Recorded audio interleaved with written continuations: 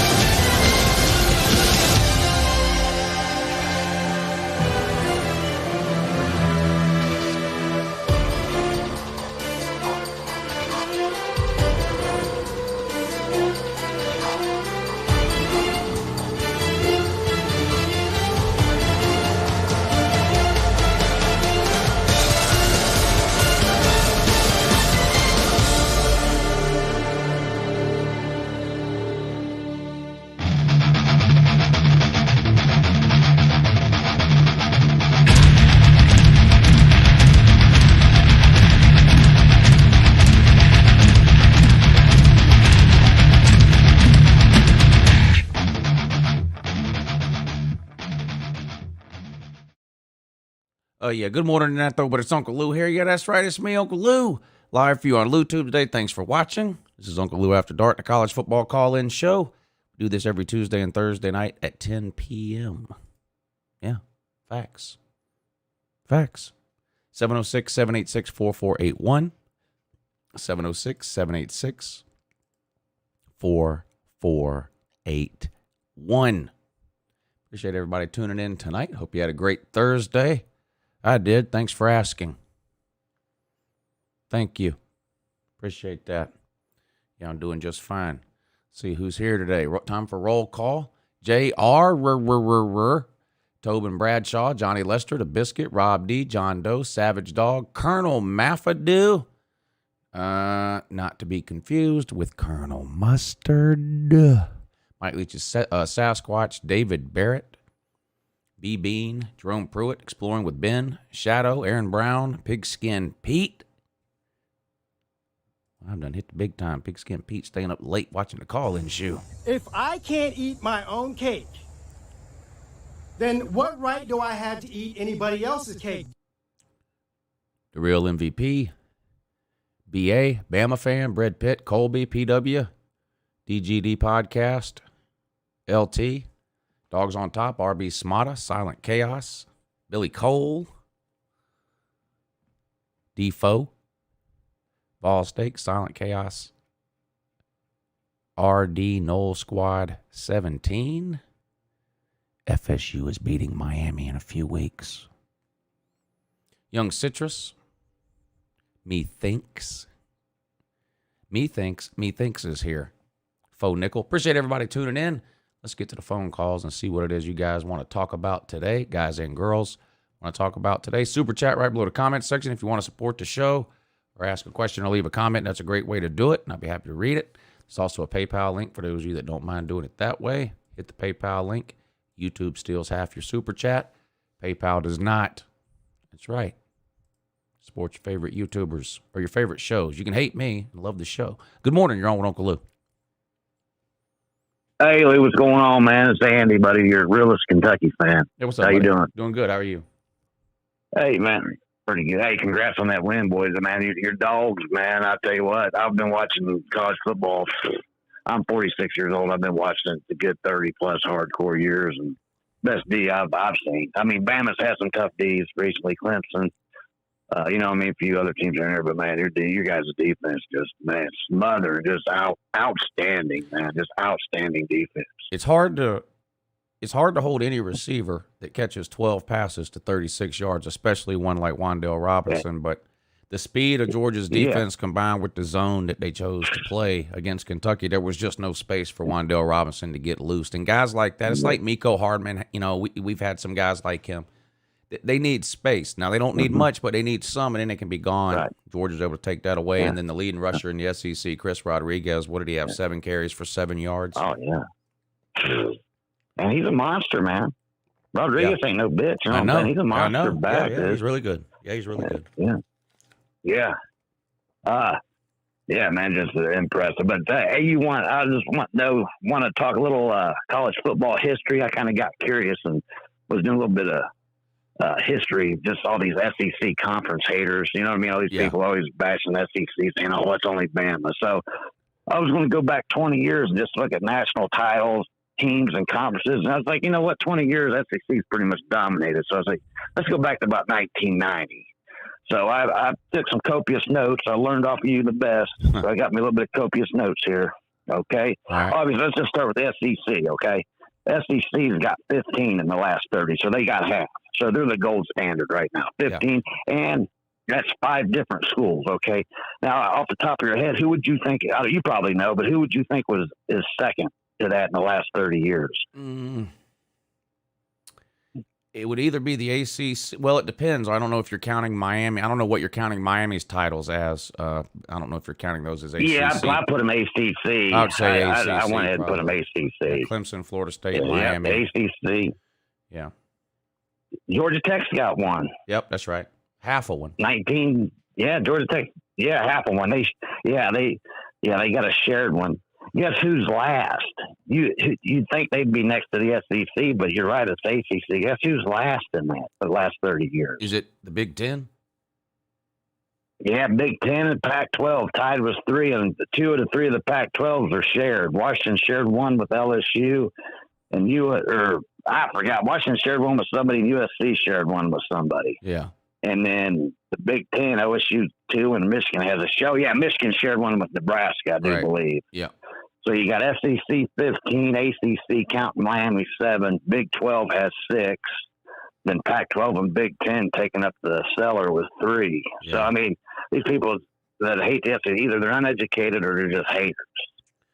You know what I'm saying? Yeah, it's some of both. You know, a lot of haters too. But yeah, I mean, there have been years here and there where the SEC was not the best conference. I mean, that's obvious. But in general, absolutely. you know, if you want to look at this century, or if you want to do what you did, go back 30 years. I mean, I think anyone would have to agree that in general, the SEC has been the best conference during that time period. Even if you don't want to look at national titles, you look at NFL draft picks, the SEC is way on top there. Absolutely. Record against other Power 5 conferences. The SEC has a better record against the other 4 conferences than any of the other 4 conferences have against the other 4. So, yeah, it's pretty obvious, like you said, except to the blind haters. Absolutely. The SEC right now has 5 teams that's got titles in that time span, and ACC and Big 12 has 4, Big 10 and Pac-12 too. Yeah. Teams. And what was crazy is I thought Notre Dame had 1 or 2 back in the 90s, but man, their last one was 1988. So any Notre Dame fan wants to get, try to troll you Georgia fans. Stuff like, oh, you guys, 1988. You're about, right now. You know what I mean? And you all should have had the one the one Bama got you in overtime with that last touchdown, man. I thought you guys had that one, that last play there. But you know what I'm saying? We don't need to talk about that. Yeah, I don't mean to bring that up, but I swear you guys got it this year. I mean, I just can't. Everybody talking about Ohio State's offense, and I don't like it. Who they play. Who they play. I mean, really though? I mean, have they played anybody ranked yet? Ohio State other than Oregon? That's an L. Right. Also, Ohio State's best Maryland. win. Ohio State's best win is Minnesota. I mean, that's their best win. They beat Minnesota. That's their best win. So. No, they don't have the quality wins that some of the other top 10 teams have. They don't. No. And I'm also just talk about one other thing real quick. Get your other colors in. I like follow recruiting. And I read today where Kentucky's in the lead for the second wide receiver in the nation, and has got the lead on Bama on him, and they got a 5-star offensive tackle signed. He's like the first or second best tackle in the class coming in next year. Yeah. Stoops ain't playing. Stoops is, like we said last week, he's slowly closing the gap. Yeah, he's recruiting a lot better now than he was when he first got there, for sure. I mean, finishing in the top 15 a few years ago helps. You're probably going to finish in the top 15 again this year, barring some kind of weird collapse in these next 4 or 5 games. But, that kind of thing matters. I mean, 5 stars, 5 stars want to go to the NFL and they want to win. Those are the 2 things they want. Yeah. So if Kentucky can prove they can do those 2 things, they'll improve in recruiting. Yeah, and they put about 10, 12 in the NFL over the last few years under Stoops. So I think 4 starting to get a few in the NFL. I think 4 of your starting offensive linemen right now are going to get drafted. That's a good offensive line. Oh yeah. Yeah, he can develop offensive line and D-backs for sure. He's got a lot of D-backs in the league. Yeah, and of course, Wan'Dale Robinson will get drafted eventually. Both your running backs, I think, will get drafted. So you got a lot of draftable players on that team. Right. Yeah. Plus, along with him upgrading the recruiting and able to finally recruit there at Kentucky, he's using this transfer portal, and he was able to patch some holes this year. Levis and Robinson and whatnot. He patched a few holes, and if he does that with the top 20 class, will patch a few holes with a handful of transfers. Yeah, we got that tackle that came in from LSU, or I think it's our left tackle. He was LSU 5-star transfer to Kentucky. So we got Kennard on the right tackle, and he's playing like a 5-star now. I mean, they say he might be the second tackle drafted in the NFL in the draft. There's some talent there, no doubt. I'm just pretty excited about Yeah, but I'll say, hey, and congratulate you on the big win. I'm pulling for you to win it all. I swear, I'm almost 95 to 100%. You guys win that all. You guys have to be hit with the injury bug or something. I think so. Yep. I just don't think nobody's got nothing for you. I think you beat Bama by 10-13. I like your optimism. Thank you for the call. Good luck to Kentucky the rest of the I'm way. Pretty smart individual there. Good morning. You're on with Uncle Lou. Hey, good morning, Lou. How you doing? Doing good. How are you? Good, good. Man, a great week to be a Georgia fan, ain't it? Yes, Seems it like is. a lot of good news. Just keeps on coming, huh? Not all good news, though. But what's his I heard about Kendall Milton. Kendall Milton's hurt. Kendall Milton's hurt again. The Kobe Dean's banged up, but he's expected to be able to play. And I do think we'll get a couple of wide receivers back for the Florida game too. So plus JT Daniels. So Yeah, I mean, Georgia really needed this bye week, so I'm pretty sure we'll at least get some players back, you know, from this Georgia hospital we got going on. But hey, Lou, I got two things. One is good news and bad news, and I don't want to get you riled up so soon, so I'll probably go with the good news first. But with these two big commitments we got with these defensive linemen we got, I don't know if you've heard, but I was listening to a podcast, right, for 247 Sports for the Dogs, and it was some pro football focus analyst, and it was Rusty Mansell, like the 247 Sports analyst. He kind of like specializes in recruiting for the Dogs, and they got to the topic of who they think might return next year, specifically on defense. And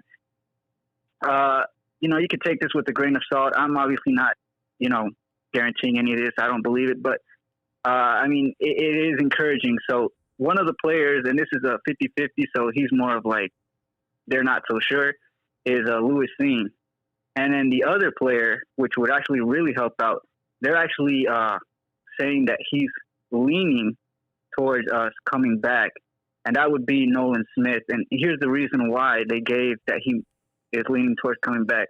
One is that apparently when Kirby came in 2016, their method for evaluating the players once, draft time came around was really subpar, to say the least. Apparently that's why, you had all these players leaving early that weren't exactly all that great. You had Isaiah McKenzie, Trenton Thompson, defensive tackle. You had Jake Fromm. I mean, the list goes on. Elijah Holyfield. All these players were leaving, right? And they weren't exactly top-tier draft picks, right? So at 2020 season, they changed it. And apparently now it's very, very accurate. So right now they're grading Nolan Smith as a late second rounder to most likely a third rounder. And apparently Nolan Smith didn't really seem to like that. So again, it's still the middle of the season. So, who knows how it could play out, but apparently that's one of the reasons. Another reason is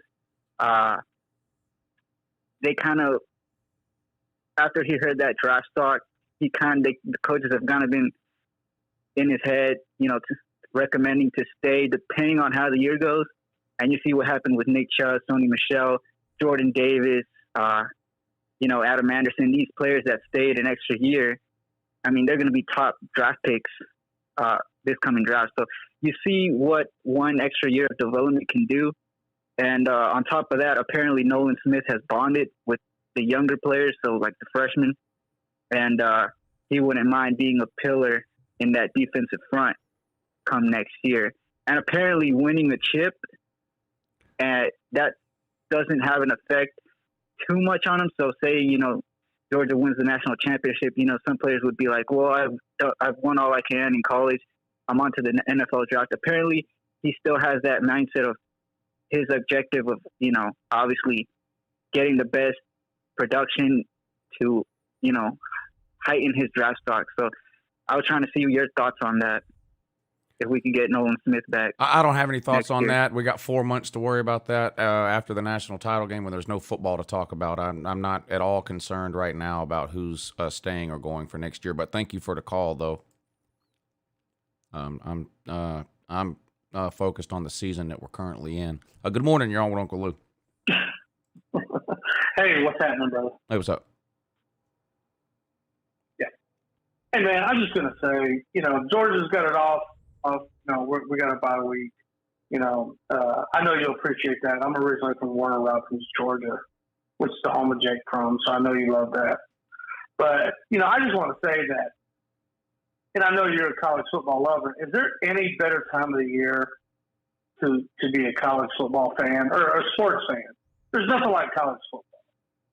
It's the greatest sport and what on I'm earth. saying is, absolutely. And the point I'm getting at, and again, there's so many things to talk about, but last night I watched App State upset Coastal Carolina, and because with Georgia being off, and I'm here in Southern Illinois, home of the Salukis, they're number 4 in the country, and they're off this week too. So I'm thinking, what games am I going to watch? And if you're selected, man, it's like I watched an awesome game last night. I'm watching Louisiana, and they're only up by 1 against Arkansas State. And it's just, man, if you take the time, there's no other sport that you can do this with. It's just college football is an awesome thing. Even when the team that you root for is, it is off. There's so much that can go on. So that's kind of what I wanted to say. The other thing is, it's like, man, I hate to go back to the quarterback thing, but are we going to see JT Daniels at some time this year, or are we going to just keep making excuses for him? No. And you said it. Look, I think a couple nights. You'll see him. Yeah. You'll see him in the Florida game. It's the return of the UGA hokey pokey. So that's how it's going to be. One series for Stetson, a series for JT. Yeah, it should work out great. It's worked great every other time Kirby has tried that, and I'm not expecting not expecting anything different this go around. Hey, thank you for the call. Good to hear from you. If you remember, that was the plan against. Who was it? That was the plan a few weeks ago. What game was it where JT Daniels played the first 2 series, lit it up? They put Stetson Bennett in on the 3rd series, and he threw an interception on the first play. The plan for that game was to play JT Daniels for 2 series, Stetson for 1 series. JT Daniels for 2 series, Stetson for 1 series. That's what they're going to do against Florida. What could possibly go wrong? Why is Florida in the shitter? QB hokey pokey. Good morning. You're on with Uncle Lou. Hey, Louie, it's Jerry. How you doing? Doing great. I'm a long-time listener, first-time caller. I appreciate it. I'm a Dogs fan like yourself. Good man. And, coming from a Dogs fan to another, man, you're a fake fan. I think Stetson Bennett for Heisman. Yes. JT Daniels is the most overrated quarterback in college football. Right. I mean, man, I don't know what you're saying out here. Yeah.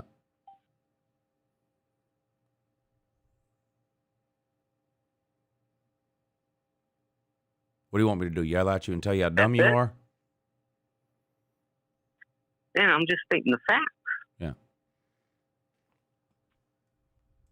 How is Stetson Bennett not going to win the Heisman? Now you're faking a voice too? Come on. This is sad, buddy.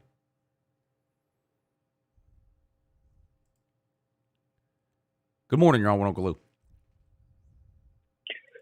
Uncle Lou, Yes. I just like to say congrats on getting Bear Alexander, and this is Georgia's year to win it. There's no stopping the Dogs. I agree. But there's one question I have to ask you. How pissed off would you be if Alabama beats Georgia in the SEC championship game, but gets left out of the playoffs to an Oklahoma team that lost one game, say, to Baylor, but re-beat Baylor in the Big 12 championship game? If who gets left out of the playoff? How mad? Georgia, because of Oklahoma. I wouldn't be mad that they got left fashionable out of the Oklahoma. playoff. I would be mad that they lost to Bama. I mean, if you lose the conference championship game and get left out of the playoff, that's no one's fault but your own.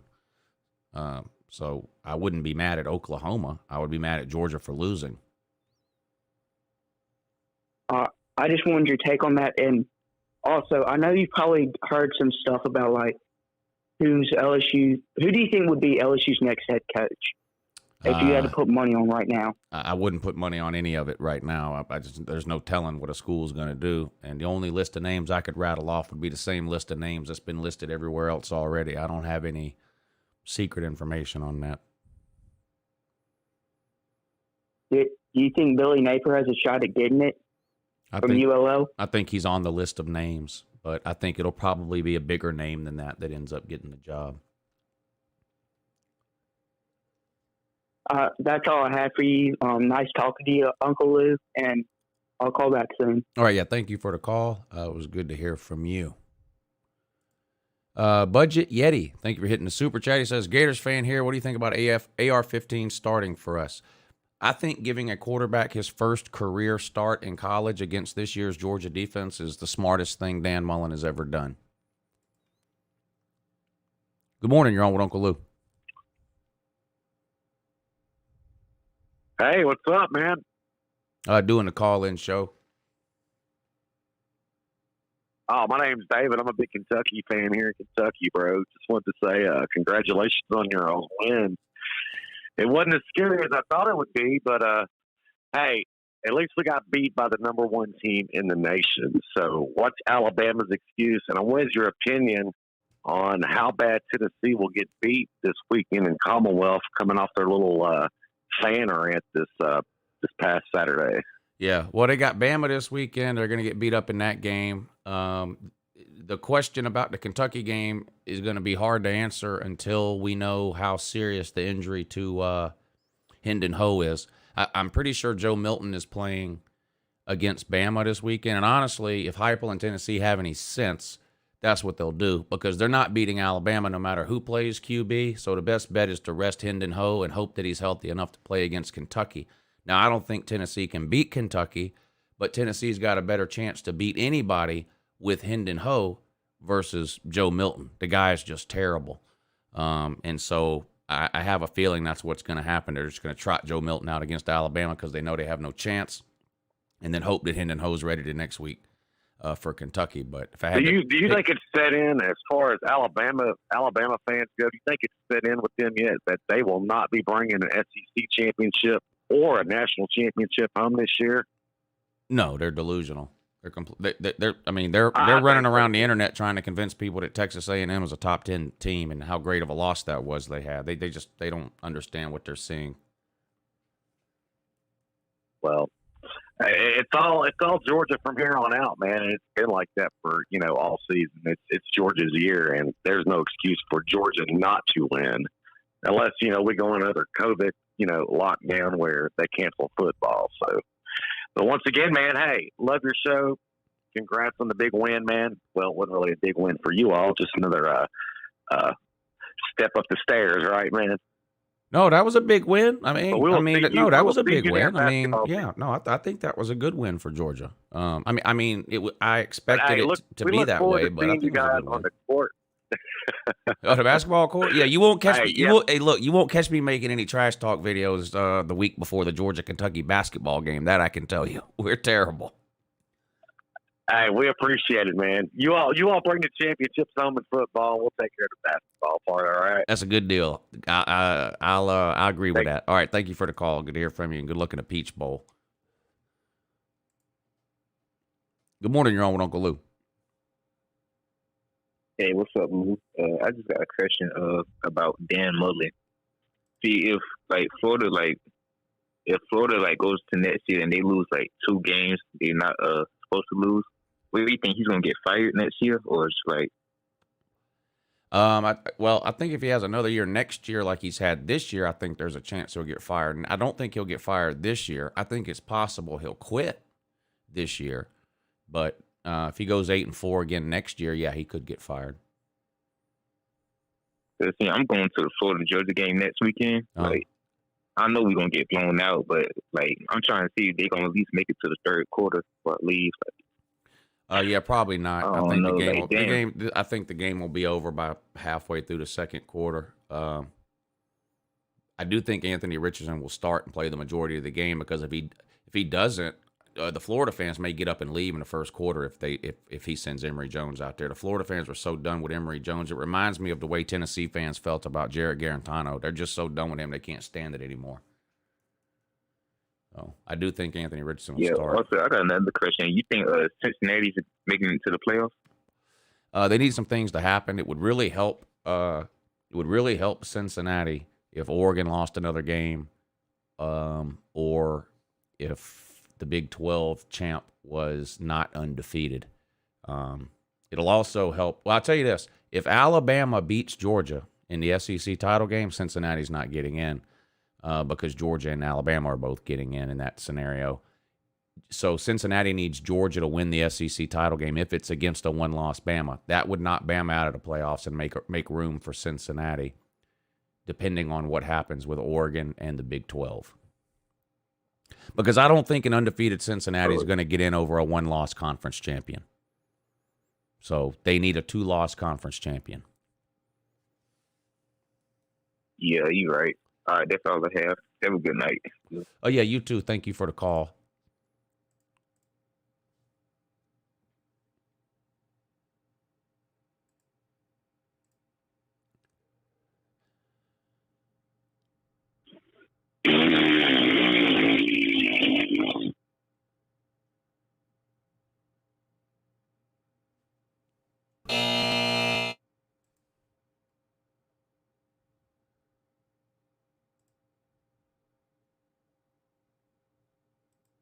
Is school out? What are these kids doing up this late?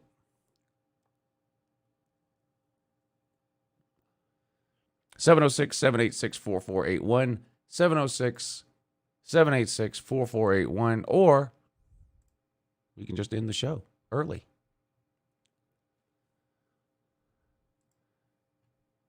It's up to you. Good morning. You're on with Uncle Lou. Bill George. Hey, how you doing, Uncle Lou? Good morning. Yeah, good morning in that. Yeah, man, I just want to say, Georgia Bulldogs went out there and they did what they did to the Kentucky Wildcats, And I'm just so surprised that this Georgia defense, Georgia's always had a good defense, but this defense is something special. And, we said that against LSU as well, right? But I don't think there's an offense out there that can touch this defense. Well, there's some offenses out there that are going to score more than 10 or 13 points. But I don't think, like, you look at some of the best offenses that are averaging 45 and 50 points a game, they're not scoring that on Georgia. They might score half of that. Exactly. And that's where we come in, and we're averaging against, name one team that has a good offense and a good defense.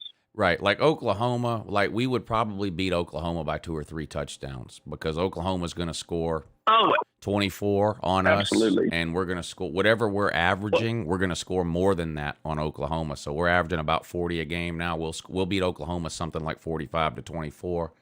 Bama would be a little closer than that. Ohio State's defense isn't great either, but it's better than Oklahoma's.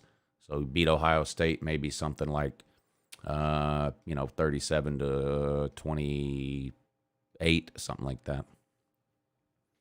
Yeah, I also want to say, man, I've won a bunch of money off you. I think I said it a couple weeks ago or something, or last week or something. I've won a bunch of money, not off of the picks that you have made personally, but just listening to your show. I just get a well-rounded view of the games coming up and stuff. So I really do appreciate it. I encourage people too to make their own decisions on betting games. I make picks just because it's fun to do. Nobody should be out there saying, "Well, Uncle Luke said to take this against the spread, so that's no, don't do that." Exactly. Yeah. No, exactly. But the more that I listen, it just gives me like, all right, well, now I feel a little bit different about this game. Right, right.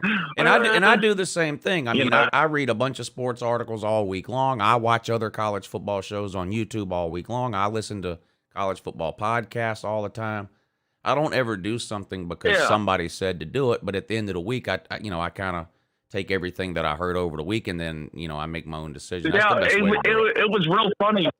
it was real funny. One week I made a bunch of picks, and then I was like, oh crap, Uncle Lou put out another video. I was like, he just said the exact opposite, and then I still won a bunch of money. But it's because, you know, I mean, if you listen to enough college football, and especially a guy like you that studies it and watches all these games, man, you're going to learn a lot, you know. So yeah, and I the other appreciate thing that, is, Lou. I mean, So I'll let you go. Yeah, Okay. I'm picking like 15, 20, 25 games a week. It's never good to bet that number of games. I don't bet 20 or 25 games. I just pick that number of games on YouTube to give me something to talk about. But when I get ready to bet games, I'm betting between 4 and 6 games a week. That's it. Oh yeah. Like last week, I think I bet 5 games last week. I won every one of them actually. Yeah. Oh, that's great. I won every single one. I had my worst weekend of the year this past weekend, so I'm glad somebody else made some money. Yeah, I know you did. I know. Yeah, that sucks. Yeah, but I mean, you know, that's what college football is. Yeah, I think honestly that you thought. Okay, all right.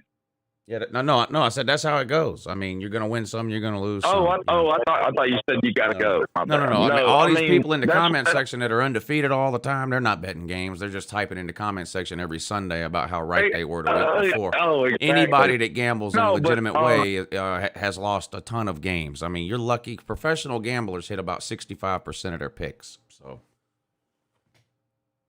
Yeah, well, there goes my dog about to kill another cat, man. Well, I better let you go. Hey, thank you for the call. You go save that cat before you can turn him into Chinese food.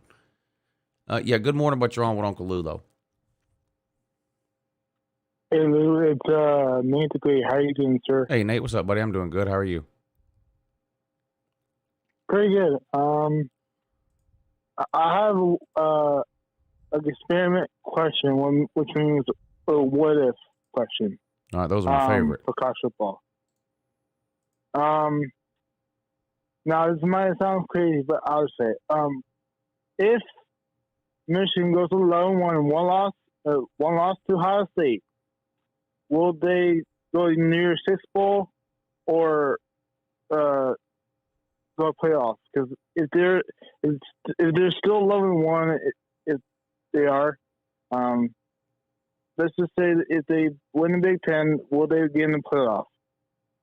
Probably, but I mean, it's going to depend on what else happens, but probably. Yeah. A 12-1 Ohio State would most likely get in. Right. And so mostly if Michigan loses to Ohio State, they might go to the New Year's Six Bowl, right? Or something like that. Yeah, if Michigan goes 11-1, they'll definitely go to a New Year's Six Bowl. Okay. Well, I found that, but if Ohio State goes to the playoffs, Michigan will go to the Rose Bowl. I don't know if that's good or not, but I take it. Oh, well, that's how it works. The best Big Ten team who doesn't make the playoffs goes to the Rose Bowl. Oh, okay. Unless the Rose Bowl is a playoff game in that particular year. So, yeah. Right. So, yeah, at large, Michigan goes to the Rose Bowl versus somebody else if they do. Versus a Pac-12 team. And, yeah, that's... Versus the best Pac-12 team that doesn't make the playoffs. Oregon. Yeah, unless Oregon makes the playoffs, and then it'll be the second best Pac-12 team, which would be a Ziploc bag with a piece of doo-doo in it. Thank you for the call, Nate. Good morning. You're on with Uncle Lou. Hey, Lou. How you doing, buddy? Doing great. How are you? I'm pretty good. Long-time listener. I used to call back when you first started the show, but I don't call as much anymore. But I got about 3 questions for you. All right. If you don't mind. First question is, on a scale of Baton Batoa to Aaron Murray, where does Stetson Bennett rank in that scale? What was the first one? Baton Batoa, the quarterback that went in 2015 against Florida and got railroaded. Oh, well, he's closer to Aaron Murray than he is Fatan Bauta. I mean, Fatan Bauta was terrible, never won a game for UGA, ever. Stetson Bennett's, 7-2, 8-2? I mean, Stetson Bennett's way better than that. he's nowhere near Aaron Murray. Closer to Joe Cox than Murray? Opinion. Yeah, he's closer to Joe Cox than Murray. I mean, I think Aaron Murray's the best quarterback UJ's ever had, period. Bar none. I'd agree. As far as college quarterback, and Georgia's a college team. So, yeah. you know, this is like people trying to say Tim Tebow sucks because he didn't make it in the NFL. No, Tim Tebow was one of the greatest college quarterbacks of all time. What he did in the NFL doesn't change that. Herschel Walker was one of the greatest college football running backs of all time. The fact that he went to the AFL instead of the NFL doesn't change that. Same thing with Aaron Murray. He didn't make it in the NFL. He's still an amazing college quarterback. And I would take Aaron Murray on a game-winning drive over any quarterback UJ's ever had. Especially senior year when we had all those injuries. He was pretty good in 2013 when we were injured to hell and back, and he took us on a lot of game-winning drives that year. Next question is, what are Auburn's chances of running the table? And because Arkansas comes before Auburn game for Alabama, does that affect them? Because usually they play like a group of 5 team before they play Auburn. Does that affect them in any way, playing Arkansas the week before Auburn? Probably not. As far as Auburn's chances, I'd say they have a good chance of being 10-1 going into that game, and they've got a 40% chance of winning that game. I mean, I think aren't they 3-1 against Bama in the last 4 games at Jordan-Hare? I mean, 4 something times like that. in Auburn, yeah. So, I mean, yeah. Do I think Alabama is better than Auburn? Yes, but Alabama has been better than Auburn every single time Auburn has beat them there, and it's been several times. So, and that's a rivalry game. You see a lot of weird things happen in that game. I've said this a lot the last week. If there's any Alabama fan that tells you if Auburn is 10-1, whatever Auburn is, if there's any Alabama fan that tells you they're not nervous about that Auburn game going into that game, they're lying, or they're dumb because they should be. Not that I think Alabama will lose. I think Alabama's a better team and should win, but that's just been a weird series, especially when it's been played at Auburn, which it is this year. Yeah, it's just like, in my opinion, it's just like us with Florida. I know we should railroad Florida in about 9 or 10 days or however long it is from now, but I get nervous. I'm nervous about that game. Because I grew up every single year we would just lose to them. Well, that's not the case last 10 years. But anyways, last question. Who do you think will make the playoffs if you just had to guess right now? And that'll be it for me. If I had to pick the playoffs right now, it would be Georgia, Cincinnati, Oklahoma, and Ohio State. Not necessarily in that order, but those would be the 4 teams I would put in. Those would be the 4 teams I would put in. Thank you for the call. Yeah. Good morning. You're on with Uncle Lou. Hey, how are you doing, Uncle Lou? Doing great. Okay, well, this goes to my first question. I know you were there for the end of Celine's stream with me and Slim Shady arguing about Cincinnati. Right. But do you think Cincinnati's for real and that they're a great team, or do you agree with Slim Shady said that Bobby would curb stomp Cincinnati? No, that's ridiculous. Slim Shady said there's 25 teams that can beat Cincinnati. That's nowhere near true. He said Miami could beat Cincinnati. That's nowhere near true. I'm not sure what he was. I'm not sure if he was trying to rile people up or if he really felt that way. But there's not a person alive that would put $1 on Miami if they were playing Cincinnati. I mean, no one. I'm not sure what he was thinking. I think he said half the ACC could beat Cincinnati. I don't know what he's talking about. I really don't. Yeah. I really don't understand that. It's one thing to say that you don't think Cincinnati deserves to get into the playoffs because they don't play a tough enough schedule. That's one thing. And you can disagree with that, but that's not just a ridiculous statement. But to say that there's 25 teams better than Cincinnati or that half the ACC is better than Cincinnati, I mean, I don't think half the SEC is better than Cincinnati. Never mind the ACC. You can't. I can't name 7 SEC teams that could beat Cincinnati. Yeah, but so you agreed with me? I don't remember what point you were making, but if you agree with everything I just said, then yeah, I agree with you. Yeah, I was the person Thompson were criticizing him for what he said, but yeah. My first question, going with that, was, do you think Cincinnati's for real in that though they can win a first round game? Yeah, I think Cincinnati could win a first round playoff game. I mean, it would depend on the matchup and who they played. But here's the other thing: they might lose by 30 points. What would that prove? Nothing. Every playoff game ends in a 30-point blowout. I mean, are we supposed to run around saying that Clemson doesn't deserve to be in the playoffs because they got blown out by Ohio State last year? I mean, every playoff game ever, except for 2, has been a blowout. So even if Cincinnati makes the playoffs and were to lose by 30, you're going to have everybody running around going, see, they shouldn't have been in there. Every playoff game is a 30-point blowout. Hell, half the national title games are blowouts. Yeah, past 3 were. But that was my only question. I don't want to take up time, so have a good day. All right, Jacob, thanks for calling in, buddy. It was good to hear from you. Eli says this dude talking Stetson for Heisman is smoking at K2. Stetson for Heisman. Good morning. You're on with Uncle Lou. Hey, Uncle Lou. This is Huffer Billy Paul. Hey, what's up, buddy? Man, good to hear from you. I'm good. How are you? Yeah. I was Jacob and Slim and I were over there and having our discussion, and Slim said that stuff. He was joking, you know that. He was giving it the good high ho. But Cincinnati, I mean, seriously, there's probably 8 teams that could beat them. Seriously, I think there are probably 8.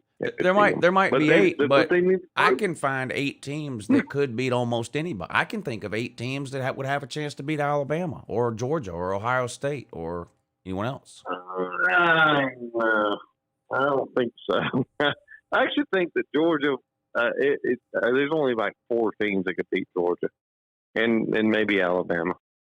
And Ohio State ain't one of them, by the way. Just to be honest.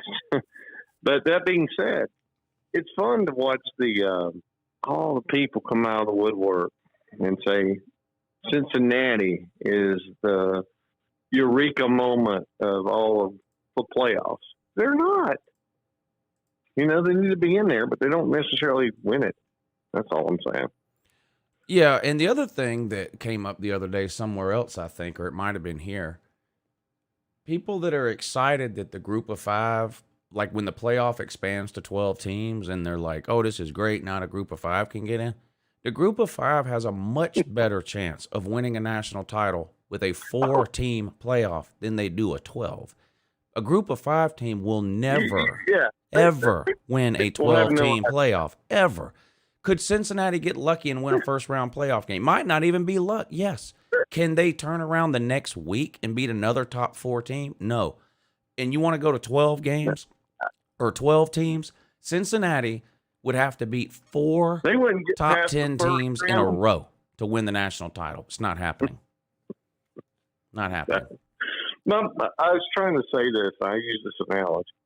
When you run the New York Marathon, what is it, 26 miles? I think it's 26 or that something sounds like right. that. Yeah, that sounds right. And you run that marathon, and then you say, okay, Cincinnati, you start at the 1 mile mark, and you get to compete now. Yeah. Yeah, at the end. No, you got to run the 26 miles. Yeah. So, I'm not disagreeing with you. My only issue is that under that philosophy, no group of 5 team should or will ever make the 4-team playoff. And I'm okay with that if someone comes out and just tells us that. But pretending to include the group of 5 in the playoff, but then having some secret rule in the back of your head that, well, I'm never going to put them in because they didn't play a Power 5 schedule. That's why I have a problem with that. They should just tell the group of 5 you're not getting in, and then let them have their own playoff. Yeah, the the fun part of it all is they're going to be in the Big 12. So win that, and we'll talk. But right now, no. Yeah. I hate to say it. Yeah, They're I not mean, gonna I get think in. right now they still need more help to unless get there's in. a If they, I don't think them going 13-0 is a guarantee that they get in. Yeah, They're gonna need some 2-loss conference champions, whether that's Oregon. Yeah, they're going to need Alabama to not go to the SEC championship and beat Georgia, and have Georgia and Alabama be one-loss teams. Both of them are going to the playoffs. Yeah, they You know that. definitely need Georgia to beat Bama, because that would knock Bama out. Bama wouldn't get in with 2 losses. So Yes, they that do. no, They need that, and then they need Ohio State to win straight out. Yeah. And I don't know, but it's fun. I love the discussion. Me So, too. Thank you. I'll let you roll. All right, HBP. Good All to hear right. from you, buddy. We'll talk to you again soon. For Billy Paul calling in. These Tigers are having a rough season. Bama Mike, thank you for the super chat. He says, the only reason I'm not worried about the Auburn game is because this is not our year. It's UJ's for the taking. Cry about it. I agree. I think the only thing standing in the way right now from UJ winning a national title is a potential disaster managing the QB situation. Who's this scholarly gentleman that sent $19.80 to the PayPal? I see what you did there. Next year, you're going to have to send $20.21. How mad is that going to make you? He says, hit him with the bullhorn. I hate to get the bullhorn out unless I really have a reason.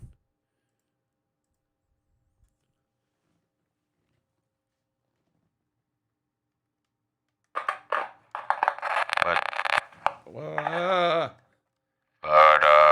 maybe hitting the PayPal is a reason. I don't know. Whoa! I gave myself a heart attack there. Scared the bejesus out of the cat, too. Calm down, cat. James D, thank you for hitting the PayPal. Do you ever make any mid-game bets? Very rarely. Very rarely. I can't even remember 5 times that I've done that. I'm sure I've done it before on a couple of occasions, but not very often. Eli Arbeza says, thoughts on AAC additions? I don't have any thoughts on Group of 5 additions.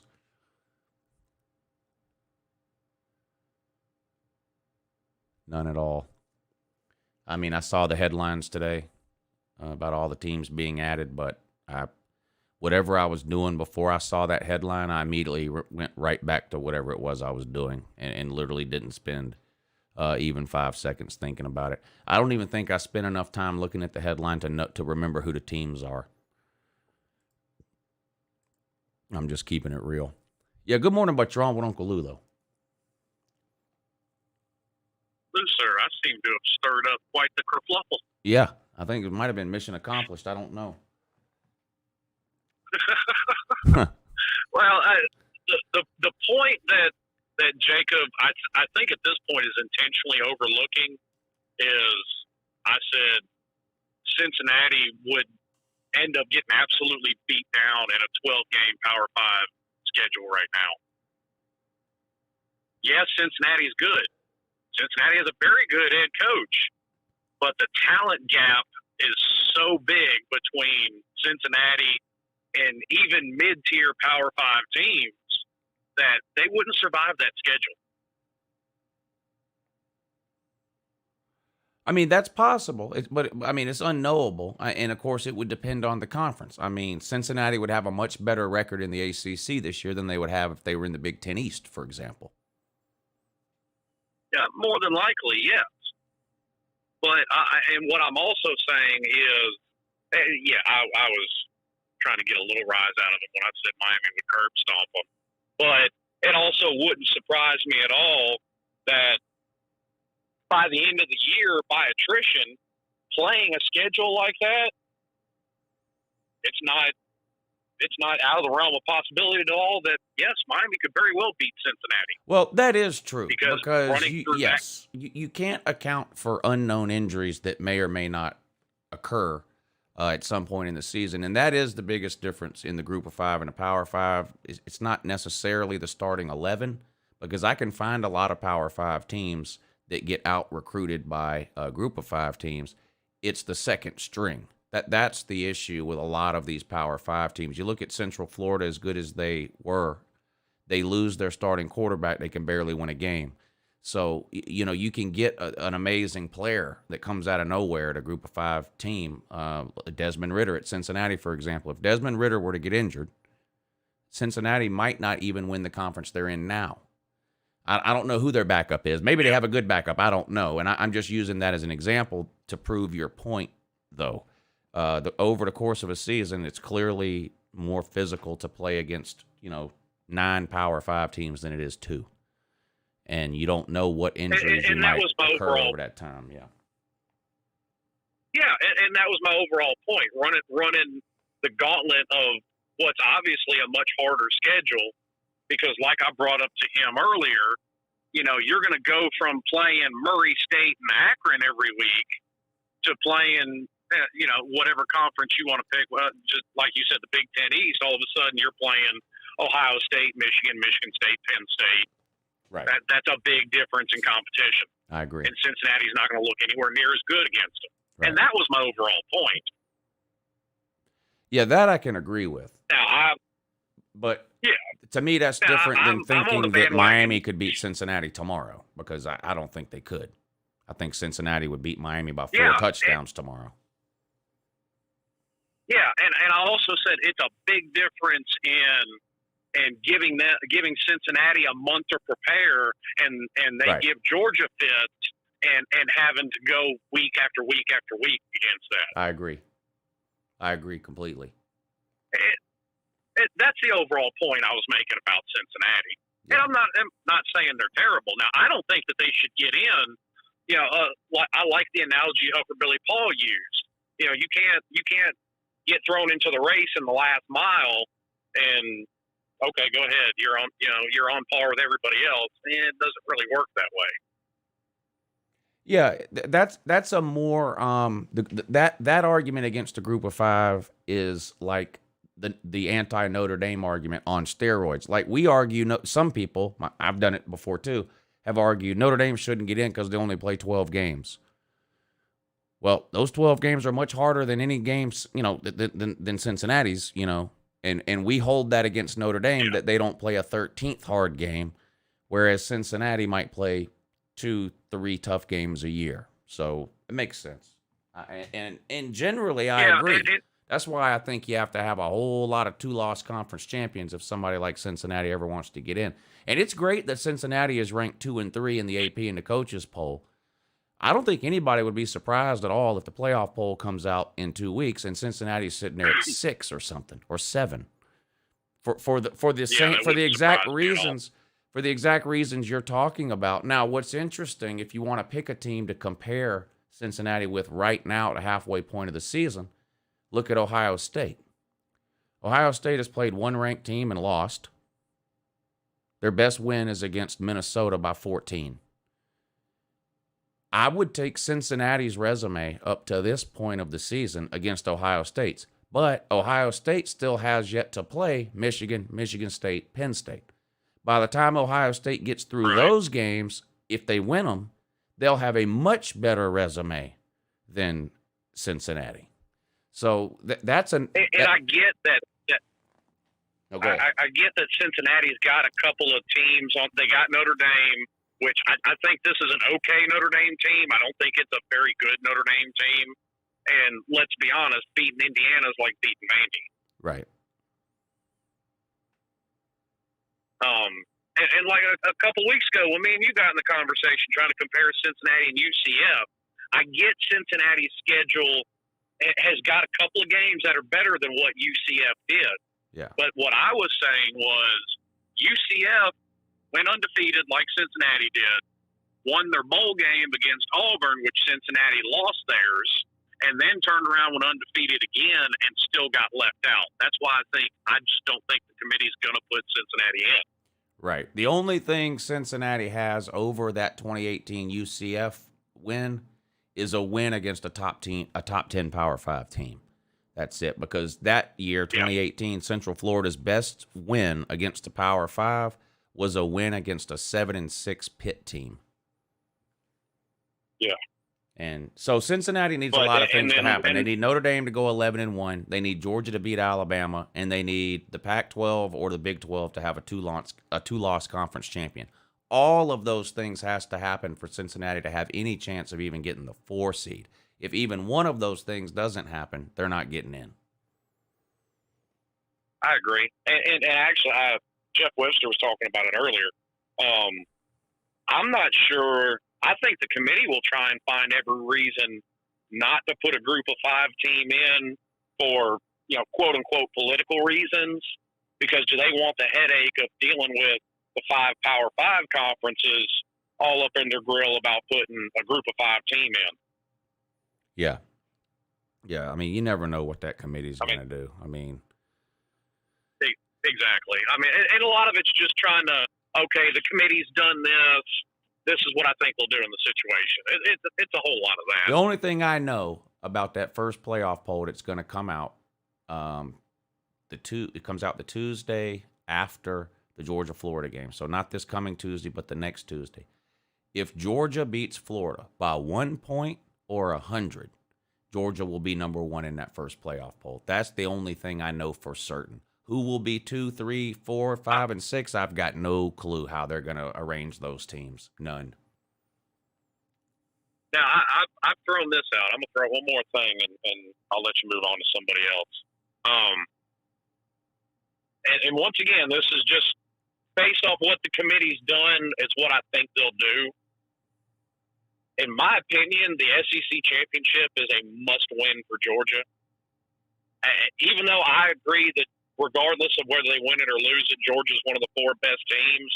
I think if the committee's staring at a 12-1 Georgia that just lost on championship weekend and a 12-1 Oregon that just won on championship weekend, I think they put in Oregon over. It could happen, but the committee proved last year that they're not afraid to put a conference loser into the playoff because they did it with Notre Dame. So we'll see. Thank you for the call, Slim. It was good to hear from you, sir. Hooper Billy Paul says, Law Tide one time in the house. Let Monkey know we love her semi-chill attitude. She's back here sleeping on the futon now. She got a little perturbed about the bullhorn a minute ago, but she's fine now. J.R. says, Scott Frost to LSU. What? Declares Nebraska national champion on the way out the door. Okay, that's funny. Yeah, that was good. For Billy Paul, thank you for hitting the PayPal link too. He says Clemson better not lose to Pitt this weekend. I may have to watch in a rubber room. Clemson is an underdog this week against Pitt. It's the first time Clemson has been an underdog in an ACC game since 2016.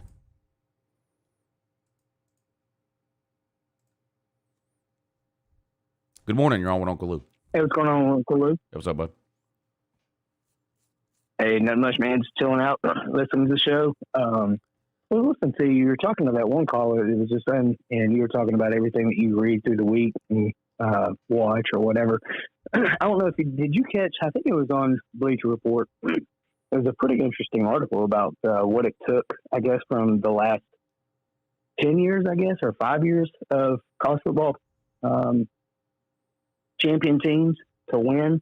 They kind of were going back and forth on stats, and I don't remember all of the minutia or all the details or whatever, but basically Georgia, it seemed like, was hitting on all cylinders because they were saying that the defenses of, I think, the last 5 or 10 teams wasn't allowing more than 20 points per game, and the offenses were scoring 40 plus per game. Yeah. And I feel like we're there if you take out that first game, I guess, against Clemson. Yeah. But I thought that was pretty interesting, Reed. Did you see that article?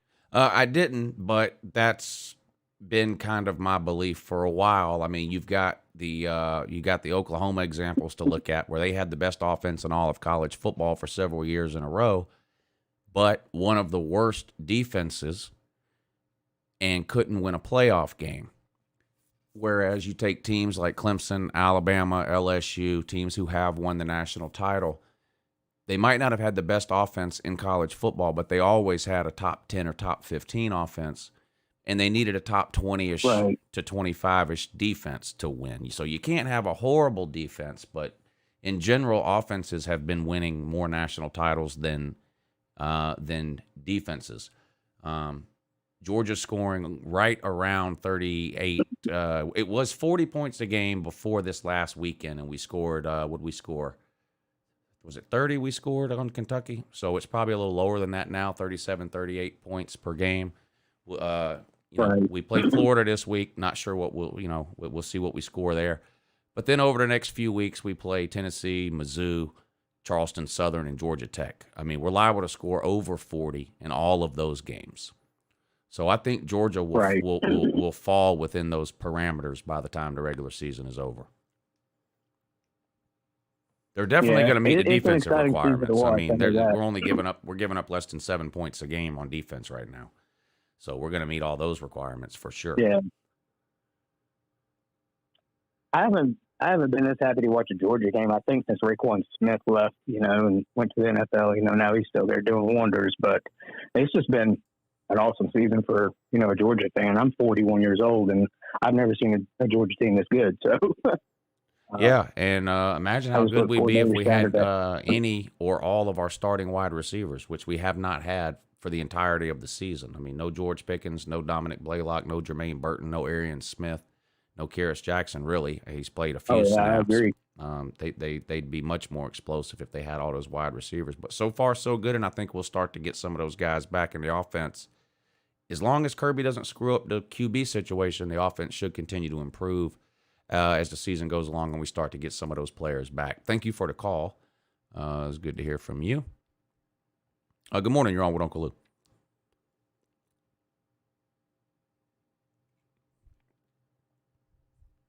All right. Call back when you're ready to talk.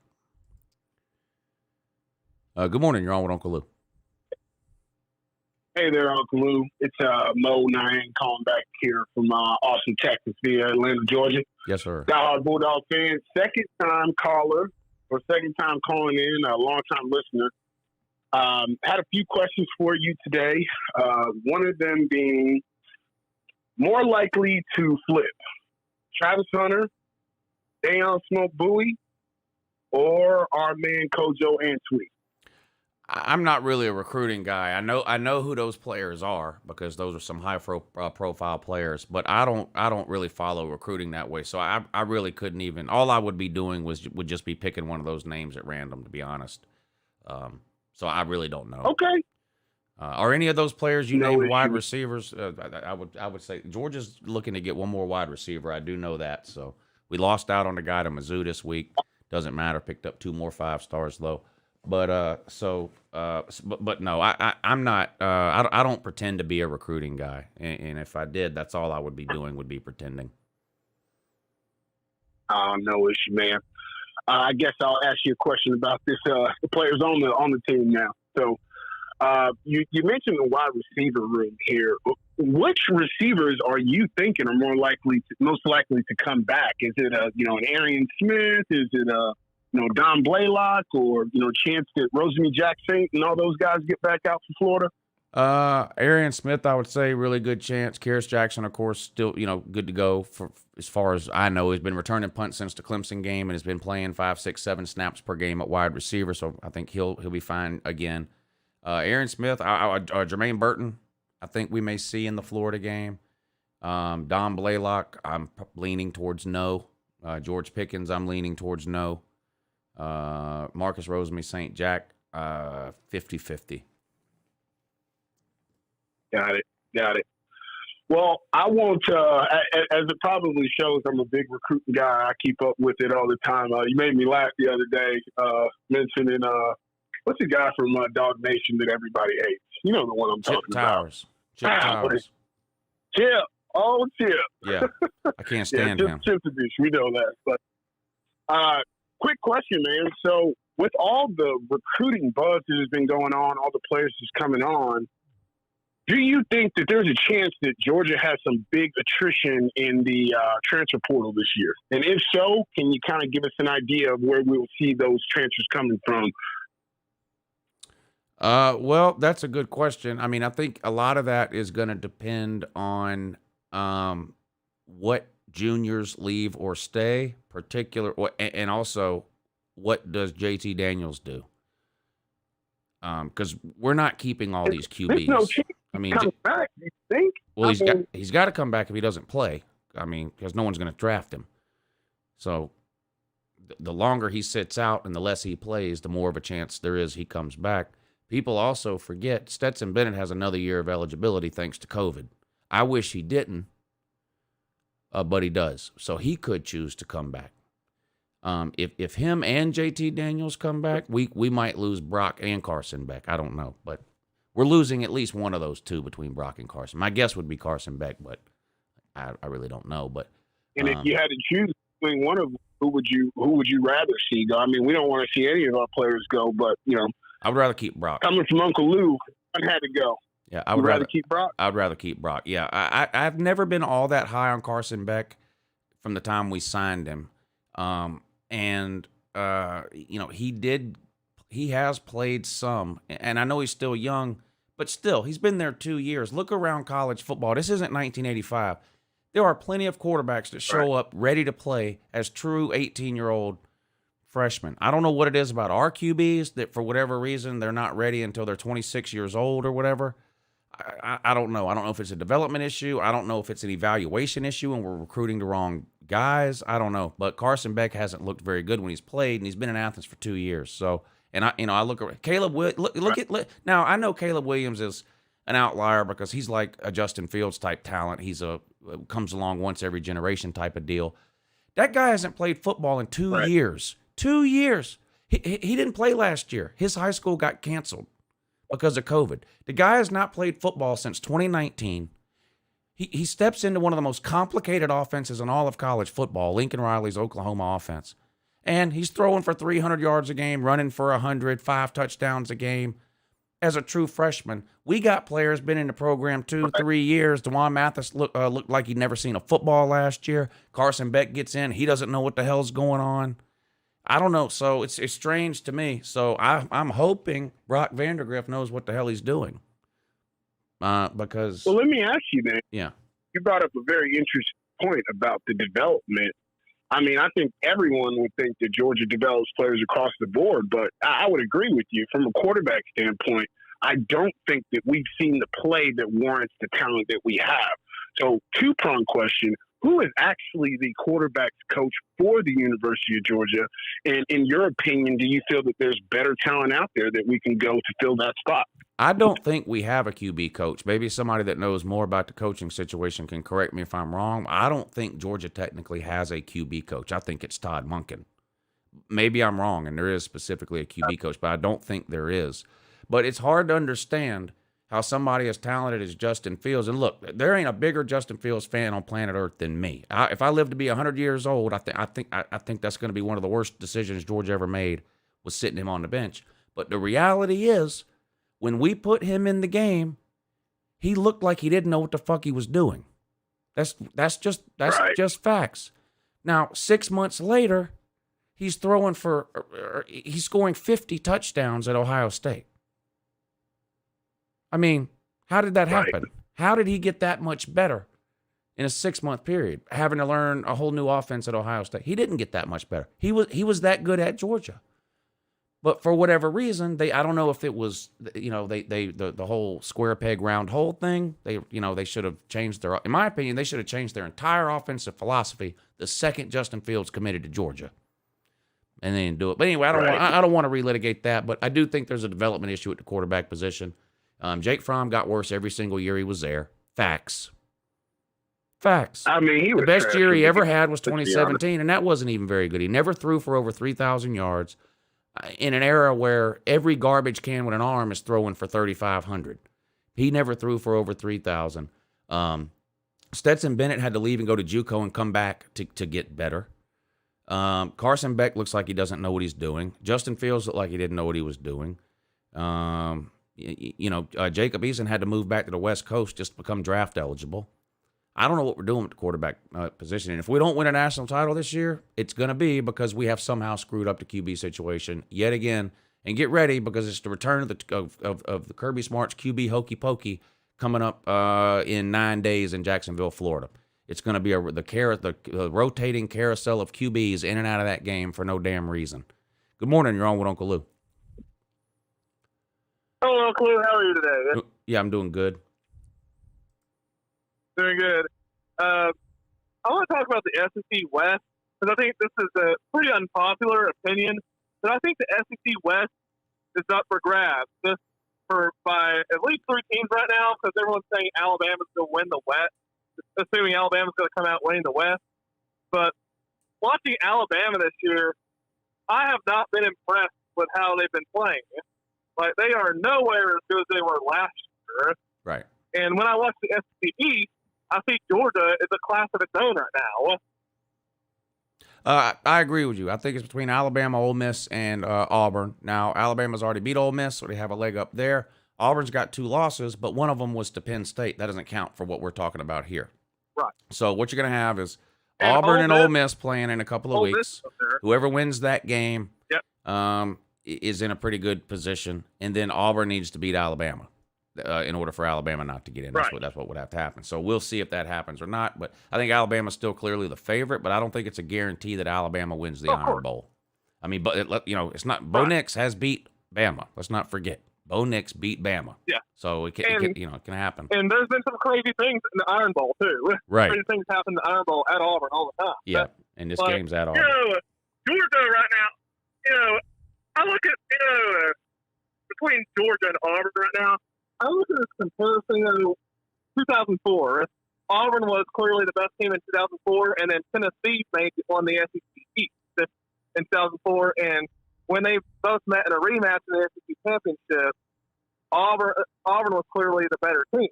I'm just making a comparison because Auburn killed Tennessee, and Tennessee won the East in 2004. Right. You know what I mean? Yeah. And now let's go to this year. Auburn is pretty much like if Auburn were to win the West, they pretty much would be like the 2004 Tennessee team that just did not have it to beat Georgia. Because regardless of who wins the West, I think Georgia is just going to be overmatched for any of them right now. Yeah, Georgia will be a small favorite over Bama. They'll be 10 to 13 point favorite over Ole Miss, and they'd be a 17-point favorite over Auburn in an SEC title game situation. Right. Thank you for the call. In a neutral field situation against those, they'd be a small favorite over Bama, 2-3 points, probably 10 to 13 over Ole Miss, 17 to 20 over Auburn. That would be the likely point spreads there in those 3 matchups. Royalty, thank you for the super chat. Did you see Tennessee staff is looking for people in the student section that threw stuff? They won't be any discipline. They're just impressed with their arms and are looking for a QB. Yeah, I've seen that meme floating around the internet all week long. They have found some people and banned them for the rest of the season. Good morning, you're on with Uncle Lou. Good morning, Lou. I'm kind of just a little bit worried, some of these rivalries. I'm thinking that, Tennessee, I don't see Tennessee ever beating Alabama again, or Michigan ever beating Ohio State ever again. Well, I see what you're saying, but clearly you're being facetious. I mean, it's going to happen at some point, but it's hard to see. Well, for Tennessee, it's hard to see it happening anytime in the next 2 to 3 years. That's really as far out as you can look because you don't know what recruiting classes are going to look like, anything beyond that. Michigan's got a chance against Ohio State this year, but they've had a chance against Ohio State several times in the last 10 years and haven't been able to get it done, so we'll see.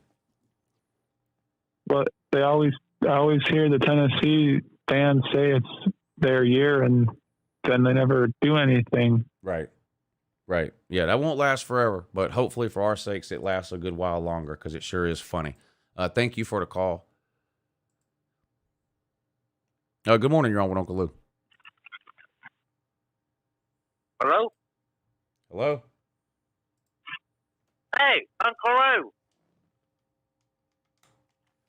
Sir? It's John. Sir? Hey, I need you best team in the nation? I need you to pull up into spot number 2, and somebody will be right out with your food. I'm sorry, Uncle Lou. Hey, what can I do for you? Yeah, best team in the nation, Georgia. Yes. Heisman is Jordan Davis. on the defensive line. Yeah, I hear a lot of people talking about that. I mean, obviously Jordan Davis isn't going to win the Heisman. I think it would be a good story if they invited him to New York, but he's not going to win the Heisman. Hey, that's the glue, that Georgia defense. Oh, yeah, he's the best player. He's the most well, I won't even say he's the best player, but he's the most impactful player on the best unit in all of college football. Georgia's defense is the best unit in all of college football. I agree with you, Darren. He's the most impactful. But the reality is he doesn't play enough. He doesn't play enough snaps.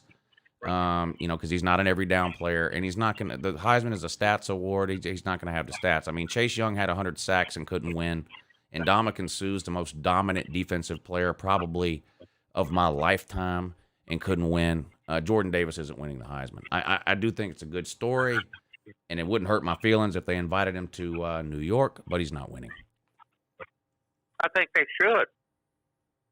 He is the glue to that defensive line. Yes, he is. That's a monstrous line.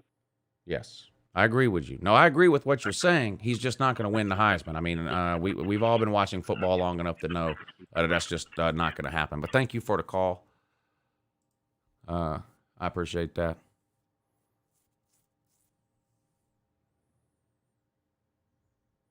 Yeah, Dalton. That's right.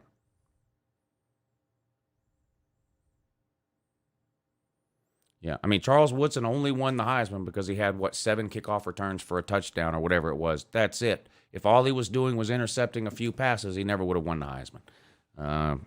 So, and even that, it was a miracle that he won it that year. And it's not likely to ever happen in any of our lifetimes again, a defensive player winning the Heisman. It's turned into the best offensive player on a top 5 team award. That's what it's turned into. But no one else is on hold, so I'm going to turn the phones off.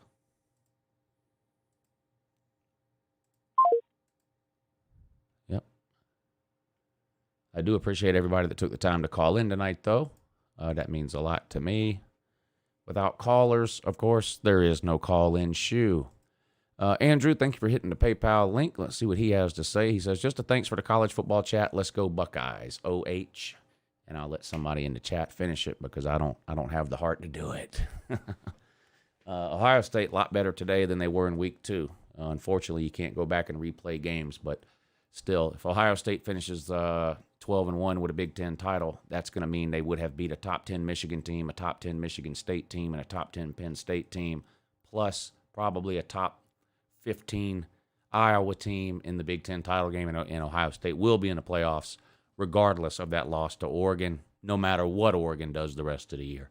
Anybody that makes it through the Big Ten this year at 12-1 with a Big Ten title is getting in. The Big Ten is Big Ten might be the best conference in football this year. The Big Ten East is definitely the best division in football. Would they put Alabama in the playoffs if they beat Georgia in the SEC championship game? Yes, a one-loss Alabama would get in.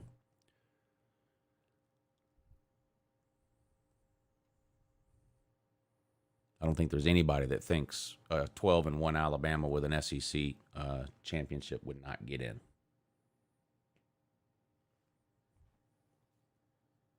How can Vol players even feel prideful putting on that uniform this week? God. Do you think A&M can win out? No. And I don't even know the schedule that's remaining. I just don't think A&M's good enough to win out.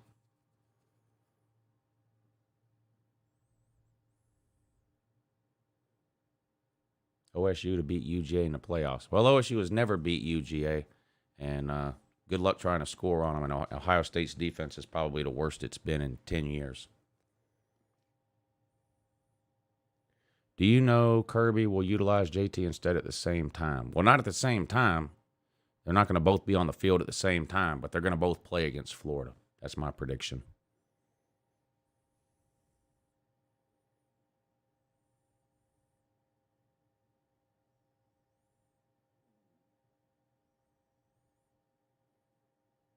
If UJ were to drop one game, which one would you prefer? I don't think they're going to drop a game at all. But if they dropped one, it wouldn't matter to me which one it was. But I don't see it happening. Not in the regular season. I guess that's what you mean.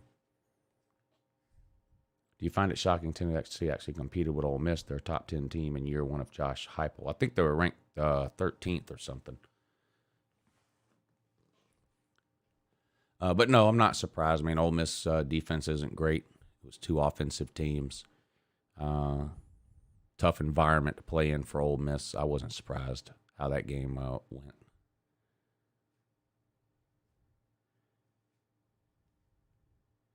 What team outside of Alabama can give Georgia its hardest matchup? I personally believe Cincinnati because of the balance in coaching. Maybe. Ole Miss offensively, I think, could have some success against Georgia. Ohio State and Oklahoma, I think, would score points on Georgia. I don't think either one of them would score enough to win, but I think they could score on Georgia. Penn State, no. Michigan, no. Oregon, no. Michigan State, no. That pretty much covers the top 10.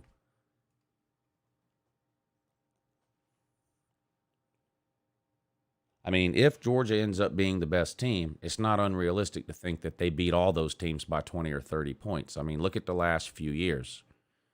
You see a lot of blowouts in national title games. I mean, in a lot of years, the best team is 20 or 30 points better than the second best team, and that could be the case this year for Georgia. It's not like that's never happened before. I mean, last year's national title game was a blowout. LSU won the national title in a blowout. Clemson beat Alabama 44-16 in 2018. In fact, I think 2017, the Georgia-Alabama national title game was the last time the national title game wasn't a blowout, wasn't it? So you see more blowouts than you do not. So it shouldn't be surprising if whoever wins the national title wins by 30 or 40 points, because we've seen it 3 years in a row, hadn't we? Who wins, Miami or FSU? If I was picking that game right now, I'd pick FSU. FSU seems to be getting a little bit better as the season goes along. Not that they're a good or a great team, but they seem to be playing a little bit better. Miami is playing worse, mainly because of all the injuries.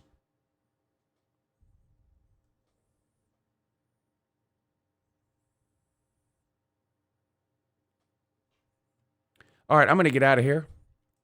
Appreciate everybody tuning in tonight. Dogs on Top W, thank you for the super chat. He says, thanks for answering my call. Love my boy Lou. Keep answering my calls. I've got a lot more to say. Well, keep calling in. Like I said, without the callers, we can't do a call-in show. I'm sorry that I have to kind of rush people off the phone sometimes, but I'm trying to give, as many people a chance to call in as possible without keeping one person on the phone, for half the show.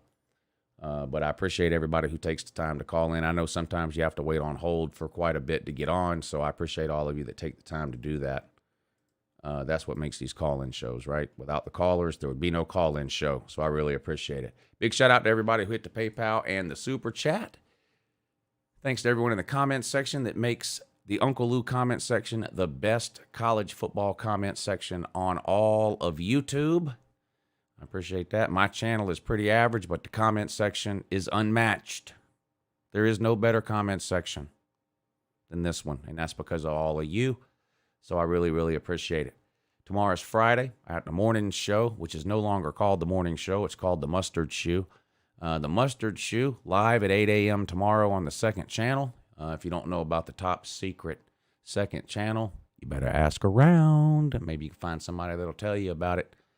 Morning show tomorrow at 8 a.m. Hope to see you all there. But until then, though, hey, do me a favor. Have a good morning.